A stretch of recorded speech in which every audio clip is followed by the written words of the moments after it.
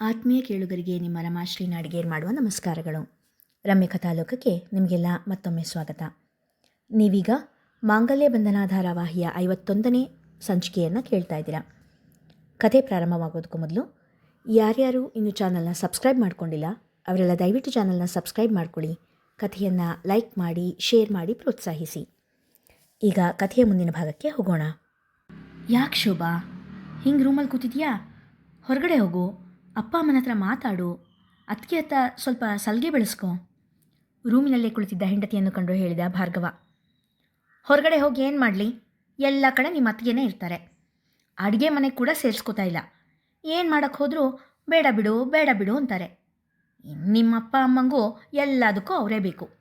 ದುಸುಮುಸು ಮಾಡ್ತಾ ಹೇಳಿದಳು ಶೋಭಾ. ಲೇ, ನೀನು ಆಡ್ತಿರೋ ಮಾತು ನಿಮಗೆ ಒಪ್ಪಿಗೆ ಇದೆಯಾ ನೋಡು. ನೀನು ಇಲ್ಲಿಗೆ ಬಂದು ಇನ್ನೂ 2 ದಿನ ಆಗಿರೋದು.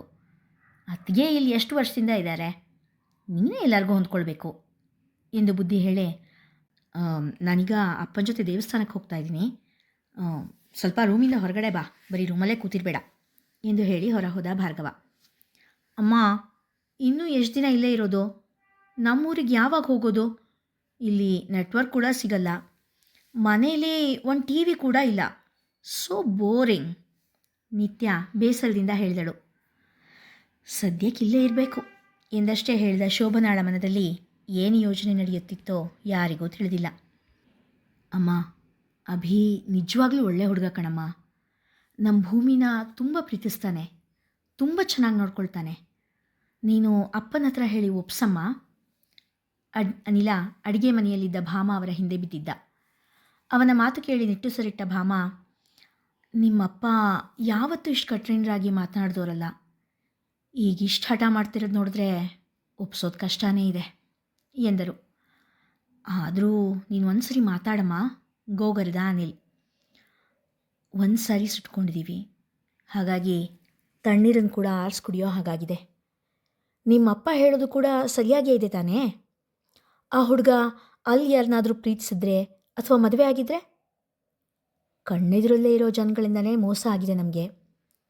ಇನ್ನು ಇವನು ಕಂಡು ಕಾಣದೇ ಇರೋ ಜಾಗದಿಂದ ಬಂದಿರೋನು, ಹೇಗೆ ನಂಬೋದು ಹೇಳು?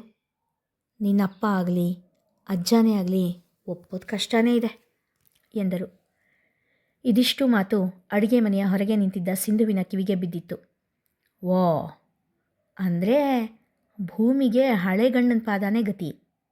ಭೂಮಿ, ನೀನೇನು ಯೋಚನೆ ಮಾಡಬೇಡ, ನಿನ್ನನ್ನು ಇಲ್ಲಿಂದ ಅಲ್ಲಿಗೆ ಕಳಿಸೋ ವ್ಯವಸ್ಥೆನ ನಾನು ಮಾಡ್ತೀನಿ ಎಂದು ಮನದಲ್ಲೇ ಹೇಳಿಕೊಳ್ಳುತ್ತಾ ತನ್ನ ಮನೆಯ ಕಡೆ ನಡೆದಳು.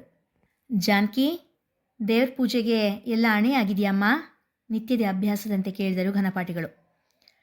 ಆಗಿದೆ ಮಾವ ಎಂದು ಉತ್ತರ ಕೊಟ್ಟ ಜಾನಕಿ ನೈವೇದ್ಯಕ್ಕೆ ತಯಾರು ಮಾಡಲು ಸೌದೆ ಒಲೆಯಿದ್ದ ಅಡುಗೆ ಮನೆ ಕಡೆ ನಡೆದರು.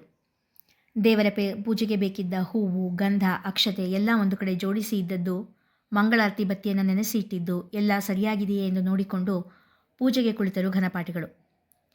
ಜಾನಕಿ, ದೇವರ ನೈವೇದ್ಯಕ್ಕೆ ತಗೊಂಡು ಬಾಮ್ಮ ನಿತ್ಯದಂತೆ ಹೇಳಿದರು ಘನಪಾಠಿಗಳು. ತಂದೆ ಮಾವ ಎನ್ನುತ್ತಾ ಮಡಿಯಲ್ಲಿ ಹಿತ್ತಾಳೆ ಪಾತ್ರೆಯಲ್ಲಿ ಸೌದೆ ಒಲೆಯ ಮೇಲೆ ಮಾಡಿದ್ದ ಅನ್ನ ಹಾಗೂ ಪಾಯಸದ ಬಟ್ಟಲನ್ನು ತಂದರು ಜಾನಕಿ. ಮಾವಯ್ಯ, ದೇವರ ನೈವೇದ್ಯಕ್ಕೆ ಅಂತ ನಾನು ಹುಗ್ಗಿ ಮಾಡಿದ್ದೀನಿ ಎಂದು ಒಂದು ಬಟ್ಟಲಲ್ಲಿ ಹುಗ್ಗಿ ತಂದಿಟ್ಟಳು ಶೋಭನಾ. ನೀನು ನೈವೇದ್ಯಕ್ಕೆ ಮಾಡಿದ್ಯಾ ಅಮ್ಮ?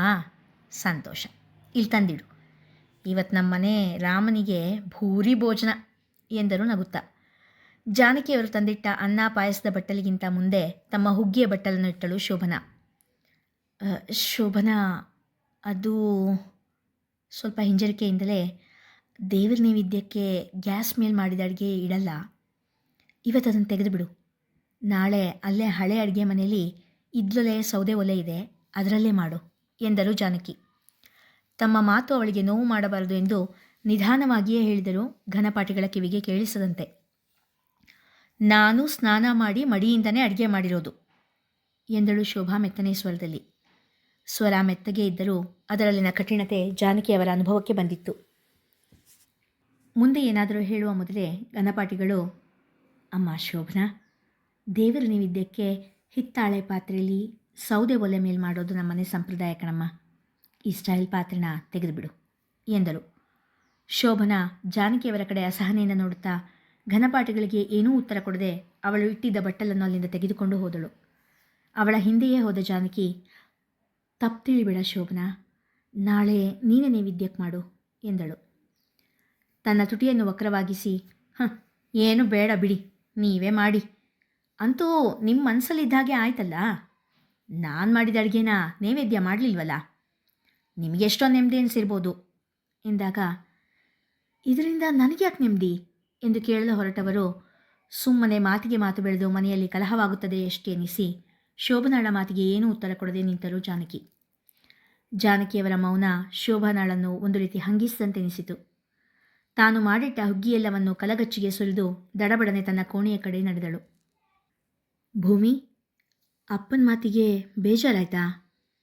ತನ್ನ ಕೋಣೆಯಲ್ಲಿ ಮಂಚದ ಮೇಲೆ ಕುಳಿತು ಎದುರುಗಿದ್ದ ಖಾಲಿ ಗೋಡೆಯನ್ನೇ ದೃಷ್ಟಿಸುತ್ತಾ ಕುಳಿತಿದ್ದ ಭೂಮಿಯನ್ನು ಅನಿಲ ಕೇಳಿದಾಗ, ನನ್ನ ಬದುಕು ನನ್ನ ಕೈಲಿ ಎಲ್ಲಿದೆ ಹೇಳು? ಎಲ್ರಿಗೂ ನಾನೊಂಥರ ಗೊಂಬೆ ಇದ್ದ ಹಾಗೆ, ಯಾರಿಗೆ ಹೇಗೆ ಬೇಕೋ ಹಾಗೆ ಆಡಿಸ್ತಾರೆ ಅಷ್ಟೆ. ನಾನು ಯಾರು ಹೇಗೆ ಆಡಿಸ್ತಾರೋ ಹಾಗೆ ಕುಣಿತೀನಿ, ಅಷ್ಟೆ ಎಂದಳು ಭೂಮಿ. ಅವಳ ದನಿಯಲ್ಲಿದ್ದ ನಿರಾಸೆ ಅನಿಲನ ಅಂತಃಕರಣವನ್ನು ಕಲಕಿತ್ತು. ಭೂಮಿ ಎನ್ನುತ್ತಾ ಅವಳ ಹೆಗಲ ಸುತ್ತ ಕೈ ಹಾಕಿ ಅವಳ ಪಕ್ಕವೇ ಕುಳಿತ. ಬುಡಕಡದ ಬಾಳೆ ಎಲೆಯ ಗಿಡದಂತೆ ಅನಿಲನ ಹೆಗಲಿಗೆ ಒರಗಿದಳು. ಸ್ವಲ್ಪ ಹೊತ್ತು ಮೌನವೇ ರಾಜ್ಯಭಾರ ಮಾಡಿತು ಇಬ್ಬರ ನಡುವೆ. ಭೂಮಿ, ಅಪ್ಪ ಹಾಗೆ ಮಾತಾಡೋದಕ್ಕೆ ಒಂದು ಕಾರಣ ಇದೆ ಎಂದ. ಆ ಕಾರಣ ಅಭಿ ತಾನೇ ಎಂದಳು ಭೂಮಿ. ಹೌದು, ಅಭಿ ಎಲ್ಲಿದ್ದಾನೆ ಅನ್ನೋದಲ್ಲ ಕಾರಣ, ಅಭಿ ಯಾರ ಮಗ ಅನ್ನೋದು ಕಾರಣ. ಈ ವಿಷಯನ ಅಭಿನೇ ನಿನ್ನ ಹತ್ರ ಹೇಳಬೇಕು ಅಂತಿದ್ದ, ಆದರೆ ಈಗ ನಾನೇ ಹೇಳಬೇಕಾಗಿ ಬಂದಿದೆ ಎನ್ನುತ್ತಾ ಅಭಿಯ ತಂದೆ ತಾಯಿಯ ಬಗ್ಗೆ, ಅಂದರೆ ಕೋದಂಡರಾಮ ಹಾಗೂ ಮುಕ್ತನ ಬಗ್ಗೆ ಎಲ್ಲ ಹೇಳಿದ. ಅವನ ಎಲ್ಲ ಮಾತನ್ನು ಮೌನವಾಗಿ ಕೇಳಿಸಿಕೊಂಡ ಭೂಮಿ, ಜನ್ಮದಲ್ಲಿ ನಾನು ತುಂಬಾ ಪಾಪ ಮಾಡಿರಬೇಕು ಅಣ್ಣ, ಅದಕ್ಕೆ ಈ ಜನ್ಮದಲ್ಲಿ ಸಂತೋಷ ಅನ್ನೋದು ಅದರ ನೆರಳನ್ನು ಮಾತ್ರ ತೋರಿಸಿ ದೂರ ಆಗಿಬಿಡುತ್ತೆ. ಅಭಿ ಪ್ರೀತಿ ಕೂಡ ನನ್ನ ಪಾಲಿಗೆ ಬರೀ ನೆರಳು ಮಾತ್ರ ಎಂದವಳೆ ದುಃಖ ತಡೆಯಲಾರದೆ ಮುಖ ಮುಚ್ಚಿಕೊಂಡು ಬಿಕ್ಕಿ ಬಿಕ್ಕಿ ಅಳಲಾರಂಭಿಸಿದಳು. ಅವಳ ದುಃಖಕ್ಕೆ ಏನೂ ಪರಿಹಾರ ಕೊಡಲು ತೋಚದೆ ಅನಿಲ ಕೂಡ ಹನಿಗಣ್ಣಾದ. ಸ್ವಲ್ಪ ಹೊತ್ತು ಅತ್ತವಳು, ಜಾನಕಿ ಅತ್ತೆಗೆ ಅಭಿ ಯಾರು ಅಂತ ಗೊತ್ತಿದೆಯಾ ಎಂದು ಕೇಳಿದಳು. ಹಾಂ, ಗೊತ್ತಿದೆ, ಅಭಿನೇ ಅವರಿಗೆಲ್ಲ ಹೇಳಿದ್ದಾನೆ, ಆದರೆ ಇನ್ನೂ ಅಜ್ಜ ಅಜ್ಜಿಗೆ ಗೊತ್ತಿಲ್ಲ, ಸದ್ಯದಲ್ಲೇ ಹೇಳ್ತೀನಿ ಎಂದಿದ್ದಾನೆ ಎಂದ. ಅಯ್ಯೋ, ಹಾಗಾದರೆ ಈಗ ಭಾರ್ಗವರಾಮ ಬಂದ ಹಾಗೆ ಕೋದಂಡರಾಮ ಕೂಡ ಊರಿಗೆ ಬರ್ತಾರಾ? ಅವ್ರು ಅಲ್ಲಿಗೆ ಬಂದಾಗ ಜಾನಕಿ ಅತ್ತೆ ಅಲ್ಲಿ ಹೇಗಿರ್ತಾರೆ?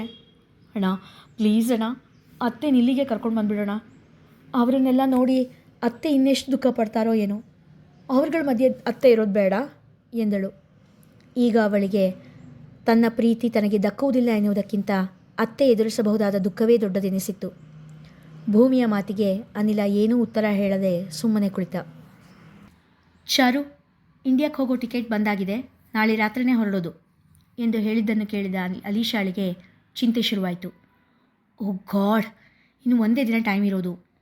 ಪ್ರಿನ್ಸ್ ಹೇಳಿದ ಪುಡಿ ಅಂತೂ ಕೊಡೋಕ್ಕಾಗ್ತಾಯಿಲ್ಲ, ಹೇಗಾದರೂ ಮಾಡಿ ಇವತ್ತೇ ಆ ಇಂಜೆಕ್ಷನ್ ಕೊಟ್ಬಿಡಬೇಕು. ಆದರೆ ಹೇಗೆ ಕೊಡೋದು? ಯಾವಾಗಲೂ ಒಬ್ಬರಲ್ಲ ಒಬ್ಬರು ಇಲ್ಲಿದ್ದೇ ಇರ್ತಾರೆ ಎಂದುಕೊಂಡಳು ಅಲೀಶಾ ಮನದಲ್ಲಿ. ಅಷ್ಟರಲ್ಲೇ ಅವಳ ಬಳಿ ಇದ್ದ ಮೊಬೈಲ್ ಸದ್ದು ಮಾಡಿತು. ತೆಗೆದು ನೋಡಿದವಳು ಪರದೆ ಮೇಲೆ ಬಾಸ್ ಎಂಬ ಹೆಸರು ನೋಡಿ ಬೆವರಲಾರಂಭಿಸಿದಳು. ಕೋದಂಡನ ಬಳಿಯಲ್ಲಿ ಕುಳಿತಿದ್ದ ಅಂಜುವನ್ನು ನೋಡಿ, ಮೇಡಮ್, ನನಗೊಂದು ಅರ್ಜೆಂಟ್ ಫೋನ್ ಕಾಲ್ ಅಟೆಂಡ್ ಮಾಡಲಿಕ್ಕಿದೆ, ನೀವಿಲ್ಲೇ ಸರ್ ಹತ್ರ ಇರ್ತೀರಲ್ವಾ, ಒಂದೆರಡು ನಿಮಿಷ ಹೊರಗಡೆ ಹೋಗಿ ಮಾತಾಡಿ ಬಂದುಬಿಡ್ತೀನಿ ಎಂದಳು.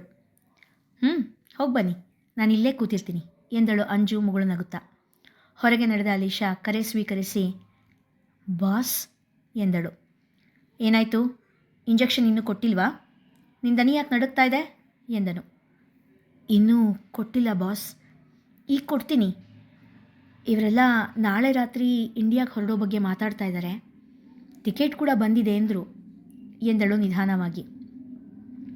ಪ್ರಿನ್ಸ್ 2 ನಿಮಿಷ ಯೋಚನೆ ಮಾಡಿದ ನಂತರ, ಸೈ, ಒಂದು ಕೆಲಸ ಮಾಡು, ಇನ್ನು 10 ನಿಮಿಷದೊಳಗೆ ಆ ಇಂಜೆಕ್ಷನ್ ಕೊಟ್ಬಿಡು. ಇಂಜೆಕ್ಷನ್ ಕೊಟ್ಟ ಮೇಲೆ ಅಲ್ಲಿ ನಿಲ್ಲಬೇಡ. ಇನ್ನು 15 ನಿಮಿಷಕ್ಕೆ ನಾನು ಮತ್ತೆ ಕಾಲ್ ಮಾಡ್ತೀನಿ, ಆಗ ಎಮರ್ಜೆನ್ಸಿ ಅಂತ ಹೇಳಿ ಅಲ್ಲಿಂದ ಹೊರಟ್ಬಿಡು. ನೀನು ಇಂಜೆಕ್ಷನ್ ಕೊಟ್ಟು 1 ಗಂಟೆ ಆದಮೇಲೆ ಅದರ ಪರಿಣಾಮ ಶುರುವಾಗುತ್ತೆ ಅಷ್ಟರಲ್ಲಿ ನೀನು ಈ ಊರು ಬಿಡೋ ವ್ಯವಸ್ಥೆ ಮಾಡಿರ್ತೀನಿ ಎಂದವ ಮನದಲ್ಲಿ ಊರು ಮಾತ್ರ ಅಲ್ಲ, ಈ ಲೋಕವನ್ನೇ ಬಿಡುವ ವ್ಯವಸ್ಥೆ ಮಾಡಿರ್ತೇನೆ ಅಂದ್ಕೊಂಡ. ಸರಿ ಬಾಸ್, ಹಾಗೆ ಮಾಡ್ತೇನೆ ಎಂದು ಹೇಳಿ ಒಳ ಬಂದವಳು ಅಂಜುವನ್ನು ಅಲ್ಲಿಂದ ಹೊರಗೆ ಕಳಿಸುವ ಉಪಾಯ ಹುಡುಕತೊಡಗಿದಳು. ಜಾನಕಿ, ಜಾನು, ಜಾನು ಎನ್ನುತ್ತಾ ಕರೆದರು ಯಶೋದಜ್ಜಿ. ನಿತ್ಯ, ಅಜ್ಜಿ ಯಾಕೋ ಆ ಜಾನಕಿನ ಕರೀತಾ ಇದ್ದಾರೆ, ಹೋಗಿ ಏನು ಬೇಕಜ್ಜಿ ಅಂತ ಕೇಳು ಎಂದರು ಶೋಭನಾ. ಮೊಬೈಲ್ನಲ್ಲಿ ಆಟವಾಡುತ್ತಾ ಇದ್ದವಳು ಪರದೆ ಮೇಲಿಂದ ಕಣ್ಣು ಕೂಡ ಸರಿಸದೆ, ಅಯ್ಯೋ ಹೋಗಮ್ಮ, ಅವ್ರು ಕರಿತಾ ಇರೋದು ಆ ಜಾನಕಿನ, ನಾನು ಯಾಕೆ ಹೋಗಲಿ ಎಂದಳು. ಅಯ್ಯೋ ಪೆದ್ದಿ, ಆ ಅಜ್ಜಿ ಮೈ ಮೇಲಿರೋ ಸರ ಬಳೆ ಎಲ್ಲ ನೋಡಿಲ್ವಾ? ಸ್ವಲ್ಪ ಅವ್ರ ಕಣ್ಣಿಗೆ ಬೀಳ್ತಾ ಇದ್ರೆ, ಅವ್ರ ಮೇಲೆ ಪ್ರೀತಿ ತೋರಿಸ್ತಾ ಇದ್ದರೆ ಊರಿಗೆ ಹೊರಡೋ ಮುಂಚೆ ಅದರಲ್ಲಿ ಸ್ವಲ್ಪನಾದರೂ ನಿನಗೆ ಉಡುಗೊರೆ ಆಶೀರ್ವಾದ ಅಂತ ಸಿಗ್ಬೋದು, ಇಲ್ಲಾಂದರೆ ಏನೂ ಇಲ್ಲ ಎಂದಳು ಮೆಲುದನಿಯಲ್ಲಿ ಗುಟ್ಟು ಹೇಳುವಂತೆ. ಹೋಗಮ್ಮ, ಆ ಅಜ್ಜಿ ಹತ್ರ ಹೋದರೆ ಒಂಥರ ವಾಸನೆ ಎಂದಳು ನಿತ್ಯ ಮುಖ ಸಿಂಡರಿಸುತ್ತಾ. ಅವರು ಕಾಲು ನೋವಿಗೆ ಅದೇನೇನೋ ಎಣ್ಣೆ ಹಚ್ಕೊಳ್ತಾರೆ ಕಣೆ, ಅದ್ರದ್ದು ವಾಸನೆ ಅಷ್ಟೇ ಎಂದು ಹೇಳಿದರೂ ಮಗಳು ಮೊಬೈಲ್ ಬಿಡದೇ ಇದ್ದಾಗ, ಸರಿ ಬಿಡು ನಾನೇ ಹೋಗ್ತೀನಿ ಎನ್ನುತ್ತಾ ಯಶೋಧ ಅವರ ರೂಮಿನ ಬಾಗಿಲ ಬಳಿ ನಿಂತು, ಅತ್ತೆ ಏನು ಬೇಕಿತ್ತು ಎಂದು ನಯವಾದ ದನಿಯಲ್ಲಿ ಕೇಳಿದಳು ಶೋಭನಾ. ತಮ್ಮ ಬಲಗೈನಿಂದ ಬಲಮಂಡಿಯನ್ನು ನೀವಿಕೊಳ್ಳುತ್ತಾ, ಇವತ್ತು ಯಾಕೋ ಕಾಲು ನೋವು ತುಂಬ ಹೆಚ್ಚಾಗಿದೆ ಕಣಮ್ಮ, ಅದಕ್ಕೆ ಜಾನೂನ್ ಕರೆದೆ, ಅವಳು ಚೆನ್ನಾಗಿ ನೀವ್ತಾಳೆ ಎಂದರು ಯಶೋಧ. ನನ್ನ ಹತ್ರ ನೋವು ಹೋಗೋದಕ್ಕೆ ಆಯಿಂಟ್ಮೆಂಟ್ ಇದೆ, ಅದನ್ನು ಹಚ್ತೀನಿ ಇರಿ, ನೋವು ಕಮ್ಮಿ ಆಗುತ್ತೆ ಎಂದವಳು ತನ್ನ ಬಳಿ ಇದ್ದ ಆಯಿಂಟ್ಮೆಂಟ್ ಹಚ್ಚಿ ಕಾಲು ಒತ್ತತೊಡಗಿದಳು. ಅತ್ತೆ, ಇದರಲ್ಲಿ ಕಾಲಿಟ್ಕೊಳ್ಳಿ ಎನ್ನುತ್ತಾ ಉಪ್ಪು ಹಾಕಿದ್ದ ಬಿಸಿ ನೀರಿದ್ದ ದೊಡ್ಡ ಪಾತ್ರೆ ಹಿಡಿದು ಬಂದ ಜಾನಕಿ ಶೋಭನಾ ಕಾಲು ಒತ್ತುತ್ತಾ ಕುಳಿತಿದ್ದನ್ನು ಕಂಡು ತೃಪ್ತಿಯಿಂದ ಮುಗುಳು ನಗುತ್ತಾ ಪಾತ್ರೆಯನ್ನು ತೆಗೆದುಕೊಂಡು ವಾಪಸ್ ಹೋದರು. ಚಿಕ್ಕ ಸೊಸೆ ಬಿಂಕ ಬಿಗುಮಾನವಿಲ್ಲದೆ ತಮ್ಮ ಕಾಲು ಒತ್ತುತ್ತಾ ಇರುವುದನ್ನು ಕಂಡ ಯಶೋಧ ಅವರ ಮನ ಸಂತಸ ಹಾಗೂ ಹೆಮ್ಮೆಯಿಂದ ಬೀಗಿತ್ತು. ಇಲ್ಲಿಗೆ ಇಂದಿನ ಸಂಚಿಕೆ ಮುಗಿಯಿತು. ಮುಂದಿನ ಕತೆ ಮುಂದಿನ ಸಂಚಿಕೆಯಲ್ಲಿ. ಕಥೆ ಇಷ್ಟವಾಗಿದ್ದರೆ ಹೆಚ್ಚು ಹೆಚ್ಚು ಜನರಿಗೆ ಶೇರ್ ಮಾಡಿ, ಕಥೆಯನ್ನು ಲೈಕ್ ಮಾಡಿ, ಕಾಮೆಂಟ್ ಸೆಕ್ಷನ್ನಲ್ಲಿ ನಿಮ್ಮ ಅಭಿಪ್ರಾಯ ತಿಳಿಸಿ, ಪ್ರೋತ್ಸಾಹಿಸಿ. ಹಾಗೆ ನನ್ನ ಧ್ವನಿ ಇನ್ನೂ ಸರಿ ಹೋಗಿಲ್ಲದೆ ಇರೋ ಕಾರಣ ಕೇಳೋದಕ್ಕೆ ಕಿರಿಕಿರಿ ಅನ್ನಿಸ್ತಾ ಇದ್ದರೆ ಕ್ಷಮೆ ಇರಲಿ. ಧನ್ಯವಾದಗಳು.